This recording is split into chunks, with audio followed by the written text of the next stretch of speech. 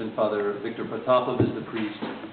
And he, when we went to him to have marital counseling, he said, that a number of years ago, when he first came to that parish, there was an old woman, and she came to him and she said, welcome, Batushka, we have a new young priest in our parish. And he said, she came to me, she said, I ask you, Batushka, that whoever you talk to give them marital counseling, you tell them a story.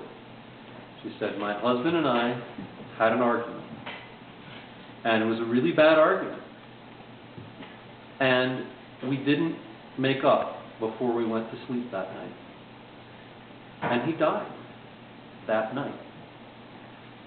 And so he died, and the next morning, when she found her husband dead in bed there beside her, she realized she could never make peace with him. She could never ask him for forgiveness. And so he said, tell every couple that you talk to never go to sleep without asking each other for forgiveness. And he told us that story, and it made such a huge impression on me that I've made sure I've told everybody that I possibly could. Because think about our lives as Orthodox Christians. Is there really anything that it's worth getting so upset about? Yes, we have our opinions, we have, there are things that are important, but with our spouse, we need to struggle to maintain peace. Why is it during the church service the priest is always saying, peace be with you all? Because it's Christ's peace, it's that love that we're trying to gain.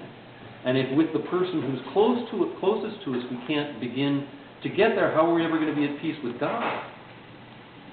So we really, so let me just interject then. Please, when you, God willing, find a good spouse for yourselves, make a habit of every day asking each other for forgiveness. You'd be amazed at how many times when you do that, something within you is like, I gotta mention, something happened today, it got me annoyed, and I didn't say anything about it at the time. But you need to say it, because if you don't say those little things, they're going to pile up, and it's just going to become, enough to break the camel's back later. You got to get those straws off before, the pieces of straw off before it becomes a problem.